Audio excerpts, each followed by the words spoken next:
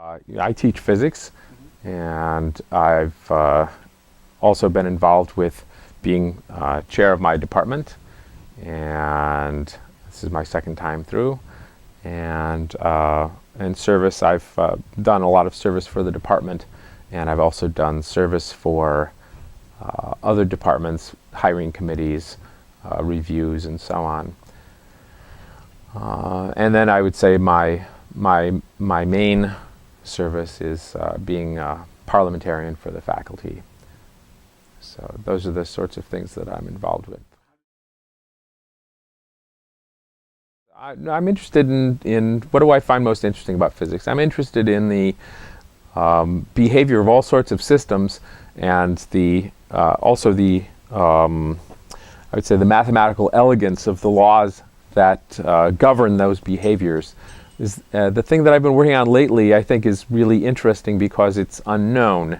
And anytime there's something that's unknown and you can figure that thing out, it makes it highly attractive. Because when you solve a problem that nobody else knows the answer to, you're now in the sole human in possession of that knowledge. And there's really something thrilling about that knowledge and having that that answer that nobody else knows.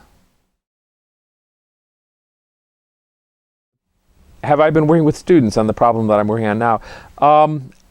I tried having students work with me, and actually had a visiting professor here who got her PhD at Princeton work with me, but I haven't been totally successful on that. I've had some other research problems that were of a lower order that I've worked on with students, but not this particular one.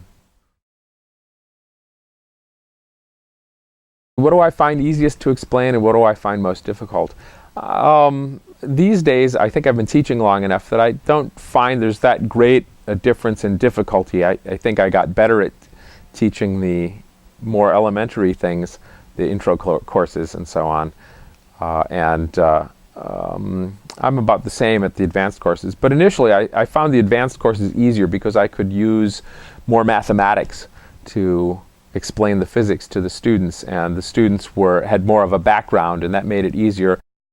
And intro is very, very hard, and it's mainly hard because of the wide range of backgrounds of the students taking the course, and it ranges from people who really have trouble with simple algebra to students who've had calculus several years ago and are mathematically sophisticated and have seen most of my course before. And it's very difficult to try to reach both types of students at the same time. So intro is particularly difficult, especially because the classes are rather large.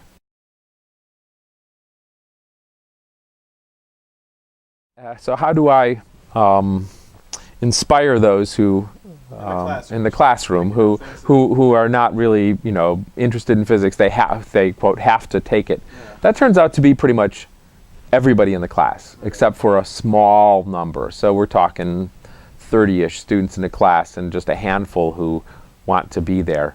And so one can't actually inspire all of them, but one can try. So what do I do to try? I try to show them something that is simple but behaves in a surprising fashion. So one of the things I try to do is to get in demonstrations that do something unusual, and then talk about that actual behavior with the mathematics, so that they can relate the two, the mathematics and the behavior of the system. And it doesn't always work, but often I find that I've at least made their burden lighter. They have to take the class, but they find it more interesting. What do I do for fun outside of the physics department? I used to do a lot more things. It's hard to find the things that I'm interested in Geneva. I hang out with a small number of friends, and I find that enjoyable. But I used to do things like the martial art Aikido, and used to be involved in yoga, and there isn't any Aikido in Geneva. You would have to drive an hour each way to do that. And there isn't any any of the style of yoga that I used to do.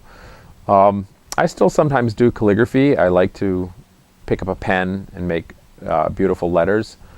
Sometimes I do some technological things. Repairing things is enjoyable, but mostly I would say the fun is research. So I try to have as much fun with the research as I can, although research is very, very difficult. Most of the time it's banging your head against a wall, and that's not much fun. But when you actually do something, it's like walking on air for weeks and eventually come down from the high, and you need another success so that you can walk on air again. But that's what I do.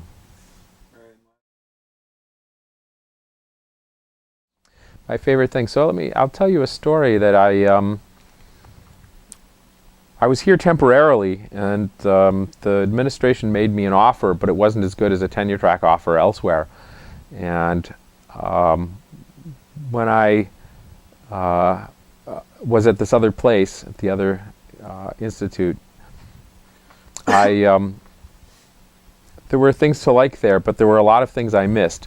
In particular, there was not as strong a community as there is here. There's the community of the faculty, but also including the students, and it's a pretty tight community. And what goes along with that is something that fosters that is the faculty dining room, and that's something that I really missed, because the faculty dining room really feels like an intimate space, and you get to know other faculty members, you get to know the people who work there, and the comparable space that I had at the other tenure track job that I had was just a cafeteria, and it was filled with screens. So there were television screens playing all sorts of different things on them, and I found that highly annoying, and it was destructive of community.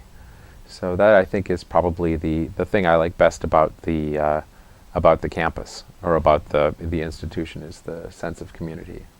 Alrighty. Thanks so much. All right, you're welcome. So it's very interesting. I mean, ordinarily, if I were at a research university, I would pretty much interact only with other physics faculty. Mm-hmm. And I do interact with other physics faculty, although here we're very busy, so the interaction is less than it would be at a research university. But the interactions that I have most with other faculty that I value most are ones with faculty in other departments. So I enjoy hearing different perspectives from different faculty. I enjoy getting opinions on matters that affect us all from other faculty members. And I particularly enjoy the group of people who meet for lunch regularly at the faculty dining room, which would include Professor James Henry Holland of Asian Studies, Professor Bill Waller of Economics, Professor Linda Robertson, Median Society, Professor Emeritus Maynard Smith, who used to be in political science, who now has turned 95, still comes to lunch. And there are several others who come now and then, and I enjoy lunches with them and conversing with them and hearing their viewpoints. And so, how do I feel about the food at the faculty dining room? The food at the faculty dining room is generally very good. It has changed over the years, especially since the retirement of Pat Hike. It is not as, I don't know, I don't think it's quite as good as it used to be, but it's still very good. But that is definitely a draw. I don't think there's another place that's quite like the faculty dining room at any other place that I've been. No, really, truly.